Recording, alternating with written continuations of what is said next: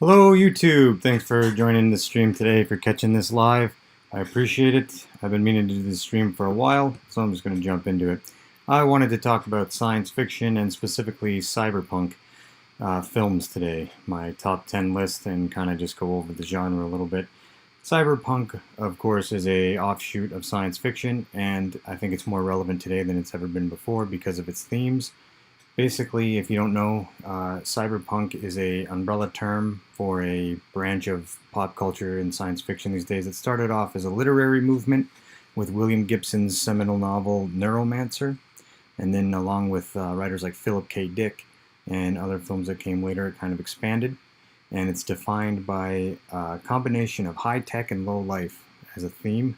So as opposed to the golden age of science fiction that was kind of like a Star Trek future where everything was advanced and amazing, cyberpunk is kind of the gritty, more realistic, shitty sci-fi world that we've inherited now, which is composed of transhumanist elements and artificial intelligence and stuff like that.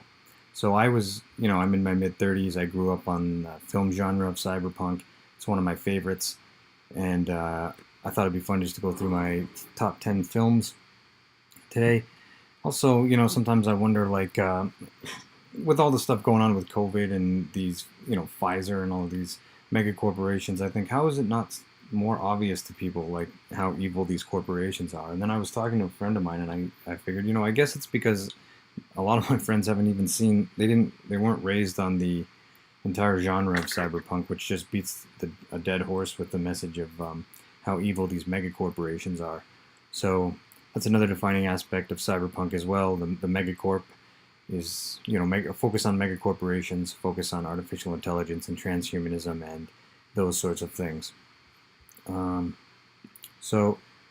Just to give you a brief definition before I get into the films from the Wikipedia page, cyberpunk is a subgenre of science fiction in a dystopian futuristic setting that tends to focus on a combination of low life and high tech, featuring futuristic technology and scientific achievements such as artificial intelligence and cybernetics, juxtaposed with societal collapse or decay. Most of cyberpunk is rooted in the new wave science fiction movements of the 60s and 70s, with writers like Philip K. Dick, Michael Moorcock, Roger Zeleny, John Brunner, and others examine the impact of drug culture, technology, and the sexual revolution while avoiding the utopian tendencies of earlier science fiction writers. Comics exploring cyberpunk themes began appearing as early as Judge Dredd. I'm a big fan of Judge Dredd comics myself. First published in 1977. And released in 1984, William Gibson's influential novel Neuromancer helped solidify cyberpunk as a genre, drawing influence from punk subculture and early hacker culture. Other influences on cyberpunk writers include Bruce Sterling and Rudy Bruckner. The Japanese cyberpunk subgenre began in 1982 with Ketsuro Otomo's manga series Akira, which I'm a massive fan of, and with its 1988 anime film adaptation, which I think is an absolute masterpiece. So, that's a quick rundown of cyberpunk if you're not familiar with it. Now we get into the films. There's countless good cyberpunk films out there today. I would say that the one in my top 10 spot is Terminator. The original first Terminator, I think, is a extremely chilling look at a dystopian future where AI has gotten out of control. Transhumanism is a big thing, and of course they send back a machine, Skynet, to eliminate a future resistance in the form of John Connor. So I would say Terminator 1 is my top 10 film. And of course, the villain is Cyberdyne Systems, or Skynet, which is both a mega corporation and AI in this case, I guess. So I think Terminator is a masterpiece. Terminator 2 is in many ways better, but when it comes to just pure cyberpunk, I think that Terminator 1 has more of the raw elements that I like. Arnold in his prime, more when he looked like a bodybuilder, and a big fan of it, like I said. Also, just thought it had a wicked... Terminator in general as a franchise has an amazing villain in the design, I think, of the T-800s, and particularly one of the better villains. Also, Kyle Reese is just a cool character. I really like the first Terminator because of the protagonist that they send back. Not a jacked dude, just looking like an average kind of soldier, and is able to improvise weapons and run around and fight these machines, and just great characters in the first film.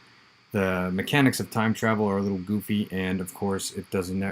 I still struggle to understand how somebody could send their own best friend back in time, and that person end up as their own father, and not change the original person who sent them. But whatever. Very great movie. If you're only familiar with the more recent Terminator movies, obviously go get the first one and watch it. I would say the best Terminator is the second one, but the first Terminator is a close second, and it's better as an example of pure cyberpunk. Also, Terminator sparked a lot of computer games and stuff like that were inspired by it. Metal Gear Solid, the entire franchise. Their original character, obviously, highly inspired by Kyle Reese in the first Terminator movie. I like retro video games. I'm not much of a gamer, but I think it's fun to play them just because I grew up with them and I'm nostalgic. So I have a Raspberry Pi, and I was trying to learn some programming skills last year, so I had a friend help me load it up with vintage games. And if you've never played the Metal Gear games, they're kind of fun to do a run through sometime just to acquaint yourself with them. So I recommend that too. Just one moment, I'm going to check my chat. Patton, great to see you. Yeah, I agree. T1 is one of the best ones in the franchise for sure. So, number 9 on my list would be Ghost in Shell, which is a Japanese animated movie, an anime. I am actually late to the party on this one. Most of these films are films I grew up with. This was one I discovered only a few years ago. It's very popular. There's been spin-offs and a live-action movie that I didn't see. I just like the anime, the original anime from the 80s. It's on Amazon Prime. It's visually stunning, and I really like the concept that it plays with of AI. It's basically exploring consciousness, and there's a robot AI that's sentient in it that fights another AI. I actually think that I think that cyberpunk is a relevant genre today because of everything that's going on with the transhumanist movement. But I also fundamentally think that consciousness, i.e. subjective awareness combined with free will, is misunderstood in our paradigm, and it's the way it's presented as AI, or AI, artificial intelligence, and consciousness are presented as one and the same in science fiction, is sort of more usually about a plot device than actual understanding what consciousness is, because I don't think that consciousness is just a random epiphenomenal byproduct of computation, but that is sort of how it's treated in a lot of films. So, and Ghost in Shell kind of plays with that idea, and I like it, even if I disagree on sort of what the nature of consciousness is. And the animation itself is really stunning, and it's really violent, and there's like a lot of action scenes and stuff. So if you haven't seen Ghost in Shell, the original anime, I would highly recommend that too, and I would say that would be number 9 on my overall top 10 cyberpunk list. Coming down to number 8 would be Total Recall, the original with Arnold Schwarzenegger. The remake with Colin Farrell is not worth watching. Do not waste your time.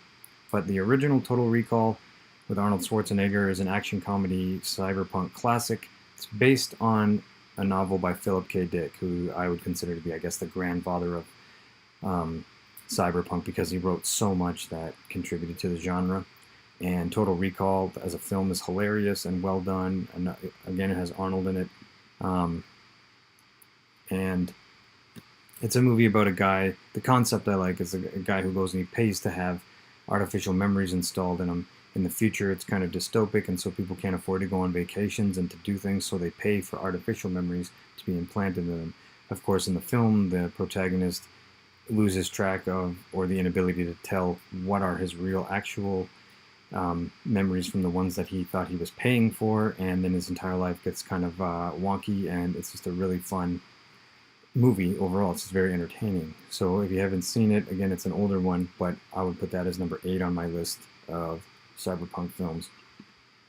Moving along to number 7, the original Alien. And most people don't really think of it as cyberpunk, it's just science fiction to them, but I think it qualifies because of its focus on, again, mega corporations and artificial intelligence. In the film, and eugenics to an extent. In the film, of course, the corporation that the crew are working for that discover the alien is kind of the evil entity because it doesn't protect its crew, and it's more concerned about human life being expendable so that it can acquire the alien. So you have this theme of mega corporations again not valuing human life and sort of just being driven by their own thirst for power. And of course, there's a android character on board that malfunctions and causes problems, and that whole theme again of artificial intelligence running amok and stuff, combined with the evil corporation. In this case, it's the Wayland Corp in the Alien franchise. I think make it a justifiable entry into the cyberpunk genre, and it's just the first Alien is chilling, it's scary. I like the aesthetic look of it because one of my favorite science fiction and comic book artists in general is a French artist named Moebius, aka Jean Girard. He was one of the original artists for Heavy Metal magazine, and a lot of his concept ideas were sort of borrowed or ripped off for the film Alien, so that's why I like the design of the spaceships and the suits that they wear and stuff like that. It's from the late 70s, but again, another classic. So if you haven't seen the first Alien, the first Terminator, or Total Recall, those are all definitely worth seeing, in my view. Hold on a moment.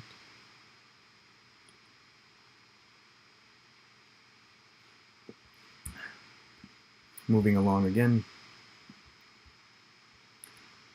Number 6 on my list is one of my very favorite movies. It just had its anniversary recently, and I think that it is an absolute masterpiece of independent filmmaking, low-budget science fiction filmmaking, and storytelling, and that would be Robocop, the first Robocop, directed by Paul Verhoeven, who also did Total Recall, which is on this list, and Starship Troopers, another movie I really like for its satire. So the first Robocop and the second Robocop are good. The third one's kind of a dud, and then the remake was okay. But the original Robocop, everything about it is great. The story is great, the themes are great, the music's great, and the design of the Robocop itself is awesome. And again, you have the theme of high tech, low morality. It's set in a Detroit that is completely overrun by crime. My father grew up in Detroit before he immigrated here, so as a kid, I always imagined this hellish land that he came here from. In my mind, it was always based on the Robocop film, and the evil corporation in Robocop is the Omnicorp, which is the corporation again, which is all about profit and doesn't care about human life. As you know, this theme of evil corporations is beat to death in this genre. So if you haven't seen the first Robocop, it's amazing. It's about a police officer named Alex Murphy killed in the line of duty. Corpse becomes owned by the corporation, which reanimate him, thinking that they're, having no regard for the soul, assuming the soul is not real and that you're just your mind is just a bunch of firing neurons.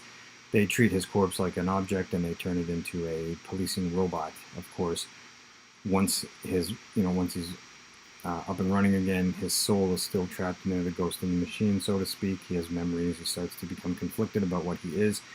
The entire thing is actually a Christ metaphor for a type of Christ archetype. That's why he walks on water and is resurrected and stuff. The director, Paul Verhoeven, expands on that a lot. So first Robocop actually is sort of an analogy. Well, it's a direct analogy for Christ, but it's also just a really badass, hilarious action movie.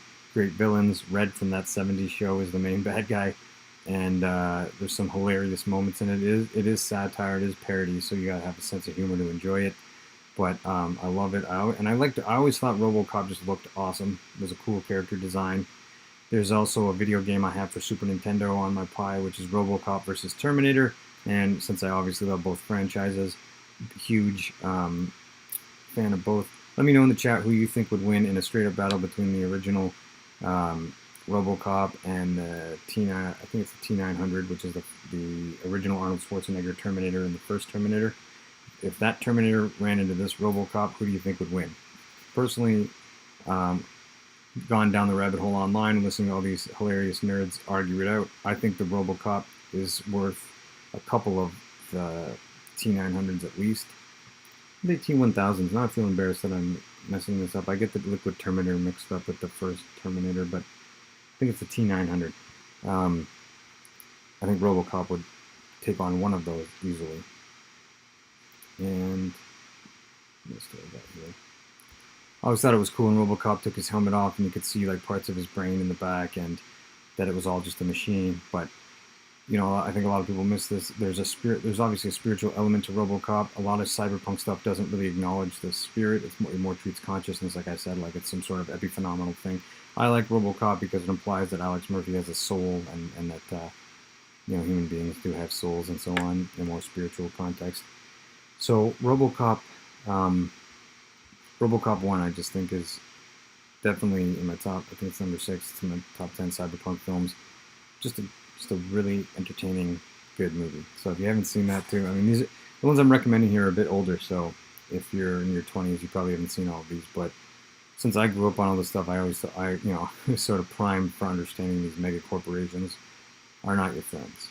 So now we're getting down to the really good ones, in my opinion.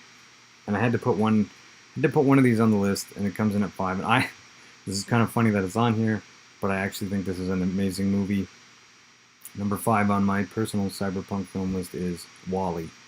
It's the only Pixar movie on the list, the only animated movie on the list, and the only movie that also qualifies as a kids movie. However, I think that when you actually look at it, it is extremely relevant social commentary, and it has a lot to say as a film. And you know, I think it qualifies cyberpunk again. You've got the B&L Corporation being the evil corporation, and the main protagonist being a robot with sentient AI, dealing with a dystopic future in which the planet has been destroyed by pollution. The only remaining humans live off-world, and I also particularly like it because it depicts humans as being these fat blobs that are in these, you know, kind of like motorized chairs, and they have a tablet right in front of their face, and they can't think for themselves. And they're basically just cattle that are herded along by this spaceship with an AI. And it's hilarious because this is set, I think, 500 years in the future, but it actually already looks like the world around me today in many ways. When I'm in Toronto, the average person is fat now and brainless. They don't think for themselves. They've got their face buried in a screen, a tablet, or a phone or something, and they're basically cattle. So, as bleak as that sounds, it's also true, I think.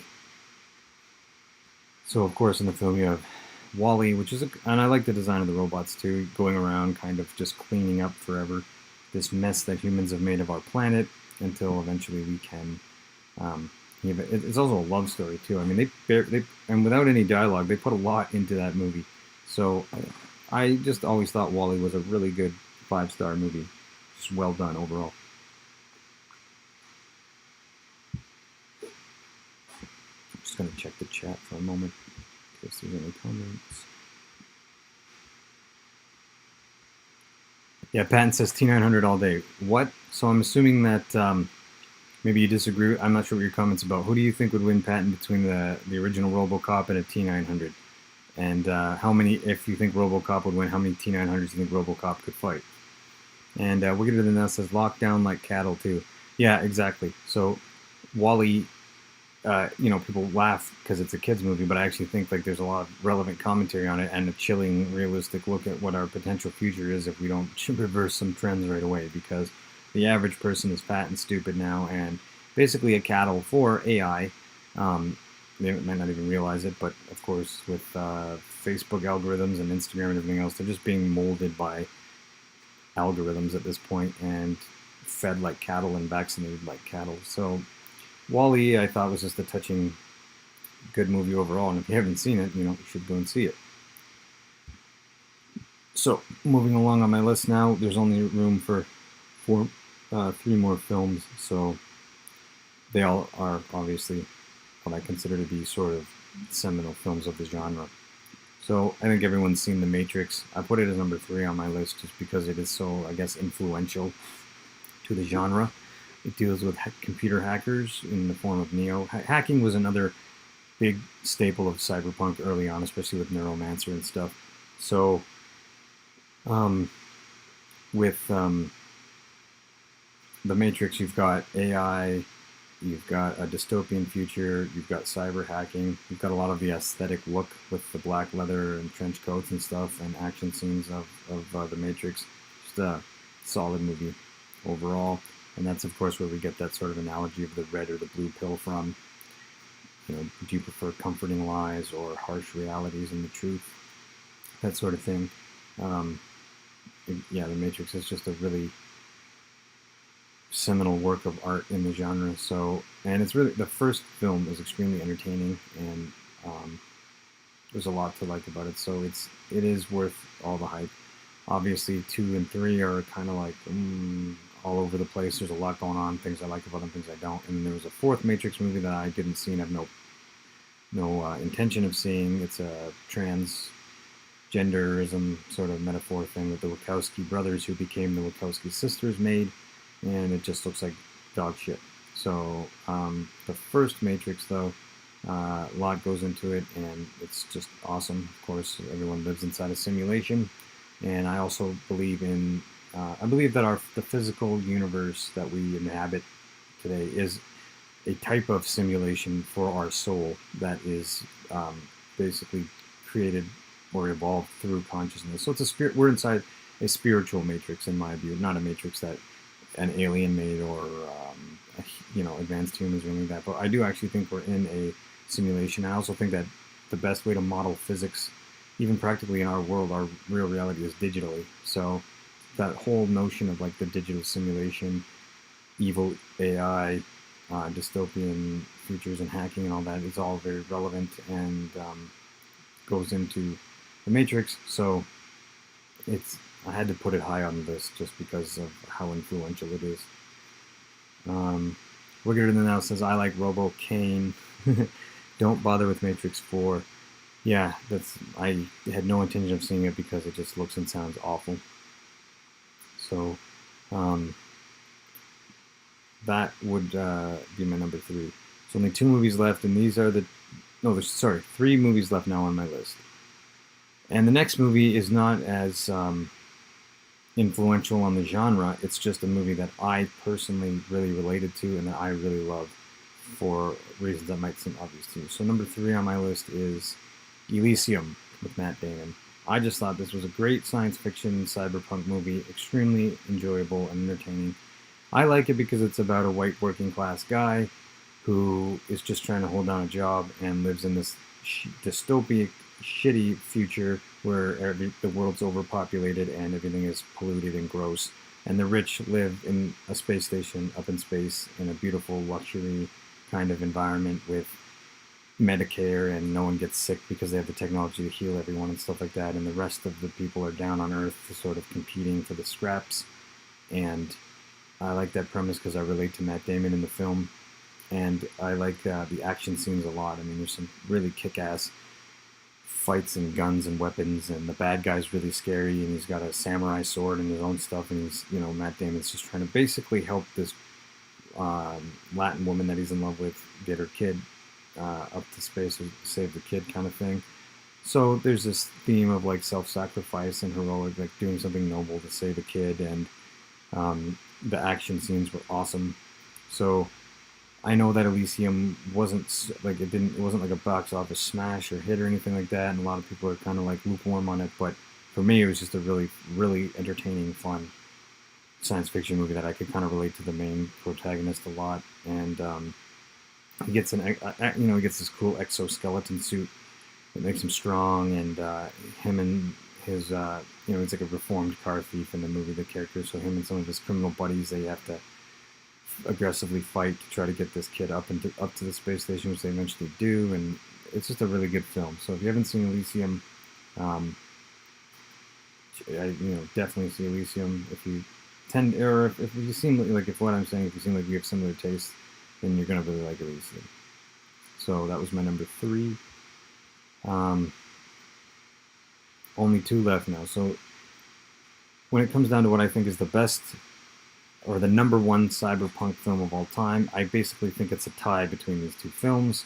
Couldn't decide which one to put first, so I kind of thought about it, and this is a little arbitrary, but this film, number 2 on my list, is an absolute masterpiece. all around, and it is Akira. It is a Japanese anime from the 80s with some of the most mind-bending and impressive animation I've ever seen. So for a 36-year-old film, I think it's amazing. It's a complicated idea, so I had to watch the film several times to even understand what the hell was going on. But it's just so awesome. And it's set in Neo Tokyo, which is like a giant mega city. So that's another thing. Mega cities are another theme. You've got AI and mega corporations in Cyberpunk, but mega cities or giant technological advanced overcrowded cities are another big defining element of sort of the cyberpunk genre, and that's true in Mad Max, in Judge Dredd, and like Elysium in the last one, the cities are all overpopulated and stuff. So in Akira, you've got this Neo Tokyo, super huge urban city, and there's street gangs in it and all kinds of different kind of like low-life characters, and there's kids in it and they have psychic powers that start to manifest in weird ways. I don't want to give any spoilers away because it's a very cerebral, high-concept movie, but it's based on an anime. But the movie itself, the music it's got a unique soundtrack that'll really get in your head and mess with you. The animation is just amazing. Like I said, in my opinion, some of the best I've ever seen. Story's pretty complex, but also pretty awesome. Very action-packed. Kind of includes elements of body horror, like David Cronenberg style stuff, mixed in with the typical cyberpunk elements, and it's extremely popular too. So most of you watching this probably have seen it already, but if you haven't, I just think it's absolutely amazing, and just one of my favorite films in general. I actually got to see it in the cinema for its 25th anniversary. I guess not 30. It's 20.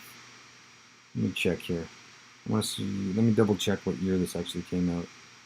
Because I saw it, maybe this was 30th anniversary. I went to the cinema to see it though, and it was awesome. It's also on a low dose of psilocybin, so the whole thing just had like this other element. Yeah, 1988, so it's all the way from 1988. And it's just incredible. I really like the theme. I like themes of ESP and extrasensory perceptions too, so there's an element of that in it. Just reading the description of it off of Wikipedia, it says, in 1988, the Japanese government drops an atomic bomb on Tokyo after ESP experiments on children go awry.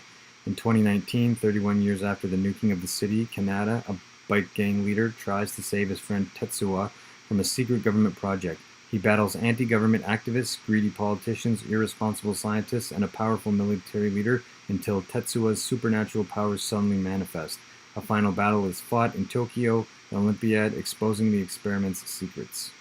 So, an absolute masterpiece, in my opinion. If you haven't seen Akira, the first one, you gotta see it. The two animes I put on this list were Ghost in Shell and Akira. Both are amazing. Akira is a whole nother beast, though. It stands apart better than almost everything else on this list.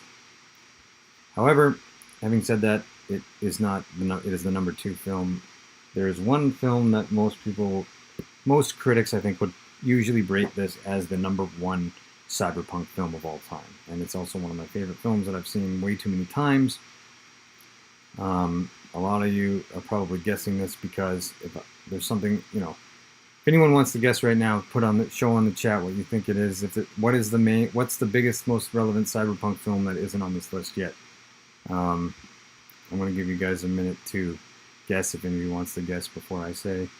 Patton says Elysium was a good one. Definitely agree. Ryan says a tie. Decide, you pussy. Okay, I did decide, and Akira came in second. So even though I admit that this is kind of arbitrary at this point.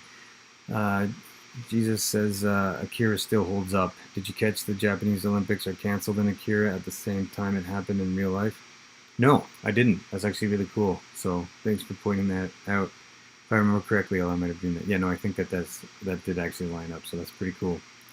Wickeder Than Thou says, saw Akira when I was young but didn't grasp the concept. Maybe I'll revisit it and appreciate it more. It's definitely high concept. I wouldn't have understood it as a child. Still don't even know now if I understand it from watching it, or I did go out and read up on it after I watched it a couple of times. So without having help, it's so high concept that it's really hard to figure out at first. But now that I understand it, it makes complete sense. I want, when I have more money, I want to invest in the manga that it's based on, the books, because they apparently have a huge amount of extra information and subplots and stuff that didn't make it into the film and really flesh everything out. So um, that is true. It's amazing. So I see Ryan in the chat says Blade Runner. I only joined at number 4 though, haha. And Wickeder Now says it's got to be Blade Runner number 1. So I love you guys. I know that you know your Cyberpunk. Yeah, it's the original Blade Runner is probably the best Cyberpunk film. And the Harrison Ford one, it's amazing. They put out Blade Runner 2049 with Ryan Gosling, which I also really liked. I thought it had some really cool designs for the vehicles and the setting and everything. However, it didn't meet the magic of the original Blade Runner, which is just a masterpiece. Everything about it. It wasn't. It came out. It was kind of a flop when it was originally released, and then it developed a cult following, and now it gets kind of the respect it deserves. But that took a while, and there's different versions of the film: the director's cut, the theatrical version, the extended version, and they have different implications at the end of the movie for the actual answer of what's going on in the film. So there is an interpretation element to this, and you can pick the version of the film that you prefer, because there's debates about the nature of the characters. Are they human? Are they robot? Are they artificial? Are they real? Things like that. That is left purposely ambiguous in a way, and then different people like Ridley Scott, the director, or Harrison Ford, the main actor, they have their own personal views on Rick Deckard, the character, and what his nature is, and so on. And so I like that about it. I like the way it's filmed, that it is ambiguous, and that you can kind of interpret it how you like. So Blade Runner has all of the classic elements of the seminal cyberpunk film. It's got the evil mega corporation again, in this case the Tyrell Corporation. It's got mega cities. Everything is completely overcrowded in the future.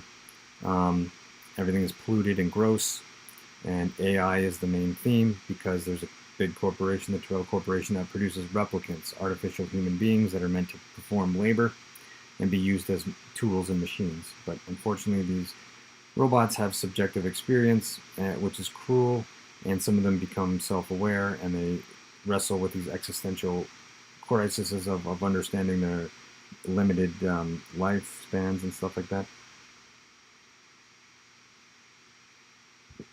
So it's got all of these themes running through it of let's throw this up, of a good cyberpunk film. Here you can see Rick Deckard, who is a police officer, basically, whose job it is to go around and kill renegade replicants who don't want to just be machine tools anymore for some corporation. And the flying cars, the aesthetics, the way they, this is going back to the early 80s, and they constructed all these models and films, but the world that they create in the film, when you're seeing it, just the cinematography and showing the buildings and the city, you really get this sense of this enormous, dirty, ominous city with all kinds of, it's like a dying world. The ecosystems have failed. It's based on a short story, again, by Philip K. Dick, who also wrote Total Recall, which is on this list.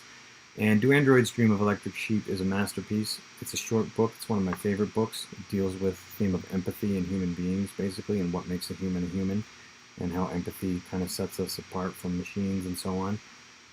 And the book is short. It's an easy read. I highly recommend it. Philip K. Dick was a genius of the highest order. And the movie's loosely based on the book, not directly. But it's awesome. And I like the city. In the movie, they have, of course, these huge buildings and then the mega pyramids, which I kind of think, today we have this shitty, like Toronto's just filled with brutalist architecture and stuff, but I wish we could have mega pyramids. So if we have to live in a cyberpunk hell, can't we at least have the mega pyramids? They just look cool. So yeah, I would say that Blade Runner is my number 1 science fiction cyberpunk film of all time. So I'm impressed that you guys called that. Obviously, if you like the film, then it's pretty easy to call, because any top 10 list that doesn't have Blade Runner at all, it's just not worth anything. Wickeder Than Now says, before you go, have you seen Minority Report, and if so, did you like it? I saw Minority Report a long time ago. That's another Philip K. Dick novel that was turned into a movie. Philip K. Dick is responsible for like half of everything that is cyberpunk themed these days, I think. So I want to rewatch Minority Report again. I remember it is a long film. It's about precognition and these people that can tell if you're going to commit a crime before you commit it. And I remember liking the movie, but it's not enough to rewatch it. So it's been definitely over 10 years since I saw that. And now that you're mentioning it, I'm going to put it on my list and check it out again soon. I just haven't seen it in a long time. Ryan says, Minority Report, another Philip K. Dick story, I believe. Definitely interesting concept, thought experiment. Yep, agree with you 100%, Ryan. And Ryan says, Tom Cruise is probably a horrible person, but the guy can pull it off really often. Tom Cruise just seems like such a weirdo. I don't even know what he'd be like in real life. But he's made some cool movies. He did the last movie that he did that movie Oblivion, which I thought was really, really cool visually and stuff. That was a science fiction movie too. So I liked Oblivion. I liked Tom Cruise in War of the Worlds. That was a fun apocalypse movie where aliens are blowing up cities and fucking shit up and stuff. So that was a cool movie too. Ryan says, there's another PK Dick story. You've probably heard of this. It's similar to Android's Dream. This guy finds out he's a machine with like a reel-to-reel mechanism inside him, and he fucks around with it, putting himself in unconsciousness and shit. The name escapes me though. I am a huge fan of Philip K. Dick, and I'm not. That might be We Can Build It For You, wholesale. Not sure exactly which short story that would have been, but now I really want to know. I've read a lot of Philip K. Dick, but obviously I haven't read everything. He's got a huge catalog. But I'm going to definitely look into this now. Something else, I'm just going to bring this up because it's cool. Philip K. Dick was a genius. He also was a spiritual guy and mentally insane or enlightened, depending on how you look at it. Most of you know that I'm a huge fan of another writer and thinker named Robert Anton Wilson, who died in around 2012. I loved Robert Anton Wilson, and Philip K. Dick and Robert Anton Wilson became friends in real life because they both started hallucinating the same entity talking to them, which drove them to drive across the country and actually meet each other. So that's really interesting thing about how can two people hallucinate the same entity, the same description, talking to them up here. They both were extremely worried about their own mental health and questioned what was going on with them. But Philip K. Dick has a few books out there. One is called The Exegesis of Philip K. Dick, which is really expensive, but it's like his private journals. And he also wrote VALIS, which is stands for Vast Active Living Intelligence System, which is Philip K. Dick. He was a Gnostic Christian who kind of believed the entire universe was like an intelligent thing that was aware of what was going on. And, you know, I'm kind of not, I don't really disagree in many ways. There's footage online that's famous of him at a science fiction convention in the 1970s, and he's talking about a story that is right now on Amazon Prime. They have a series called The Man in the High Castle that's based on a book by Philip K. Dick, and you can watch in this footage that's on YouTube of back in the 70s before he died. Dick died young in his early 50s, but he was at this conference and he started trying to tell the audience, my books are based on real memory fragments that I have from parallel universes that existed sort of parallel to this by, and he had this idea that reality is what the majority of people sort of agree on it being as like a collective dream, and that there have been other sort of realities that got overwritten and that he could remember parts of them. So in The Man in the High Castle, it's about a world where Germany won the Second World War. And it's kind of tragic because I guess most people would consider this as Philip K. Dick going schizophrenic and having serious mental health issues. And you can see people at the conference in the audience just hanging their head as they realize that this genius artist that they love has basically sunk into a form of deep mental illness, or, and you know, maybe he was right, so maybe he was enlightened, who knows, but he wasn't a normal person at that point, and they had to realize like there's something serious going on with him up here. So like a lot of great artists, he struggled with mental health issues, but super intelligent guy, super gifted artist who put forward a lot of great books that were turned into great movies. And he was also close friends with my favorite thinker of all time, Robert Anton Wilson. So I find that connection to be pretty awesome. So, yeah, Ryan, you said you just jumped in at number 4, so I'm just going to review what my top 10 were for you here because you joined late. So, I had Terminator 1 coming in at number 10. Then I had Ghost in Shell coming in at number 9. Total Recall, which actually Ryan is one of my oldest buddies. He and I grew up together, and I met him in 6th grade, and Ryan is the one who showed me Total Recall for the first time. So massive thank you, Ryan. That was really fun when we were kids to watch that for the first time, and it's hilarious. There's a scene in Total Recall where he goes to Mars, and there's a prostitute with 3 titties, and all guys remember the 3 titties, and how funny that is. And so Total Recall is good. Number 7, I had Alien, the first Alien. Some people don't consider it cyberpunk per se, but if it's about artificial intelligence, eugenics, and mega corporations, so I consider it cyberpunk. Then I had Robocop, the original, on the list, which is just a solid, awesome movie. I'll always love it. Then I put Wally, clocking in at 5. The Matrix at 4. Elysium was 3. And then we had Akira, which is awesome. And the number 1 spot goes to Blade Runner. So that's my top 10 list of my favorite cyberpunk films. I'm curious to know if anyone has any thoughts or how they would disagree with me on their list or what they would put.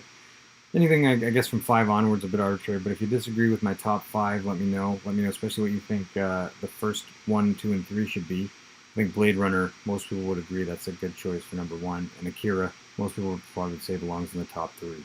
So with Elysium, that one I just put on there because I personally relate to it and like it. So that was the reason I put Elysium on there. It was just a really fun movie. I like the character, the main protagonist. So that's basically all I have to say for this stream today. I just thought it was a fun stream I wanted to do. Like I said, I think the genre of cyberpunk is more relevant now than it's ever been before. Just with everything going on with Pfizer and these shots and these evil mega corporations and the big tech giants using AI and algorithms to manipulate everybody, and our ecosystems declining so fast, the environmental degradation that's going on around us. And people in general today are just not good people anymore. We're kind of living in a world of high-tech iPhones and low morality and shitty people. So overall, cyberpunk is becoming more relevant than it has ever been. I would have preferred a Star Trek future that was much more brighter and optimistic, but what we have for now is this. I see Ryan says in the chat, The Electric Ant was the PK Dick short story, FYI. Interesting. I haven't actually even heard of that one, The Electric Ant. So that sounds awesome, and I'm adding that to my list as well right now.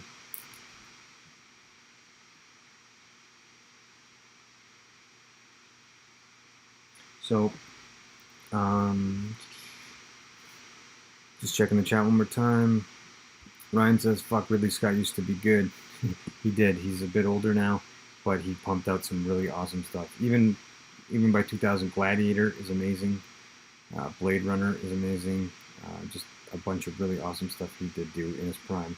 And Pete Verhoeven, also amazing. Starship Troopers, Total Recall, Robocop, all gems. And we're getting this. So thanks for streaming. Thanks for catching the stream, man. Appreciate it. Thanks for everyone that joins these streams and contributes to this conversation. It's really fun, and I really appreciate it a lot. So, yeah, anyone that has any thoughts, please feel free to leave comments on this video. I just love talking about cyberpunk stuff, and I love talking about these movies because they're just really entertaining, and it's my favorite stuff. So, I'll wrap up this stream now because I'm going to go to the bomb shelter later today and start filming some stuff. I've got to take a generator out there or whatever, and the weather's not good. It looks like it's going to storm, so should get on that. So there'll be more content coming either later today or this week from the bomb shelter. In the meantime, I just wanted to go over my cyberpunk list, and thanks everyone for watching this video. So I'll see you guys again soon, and take care.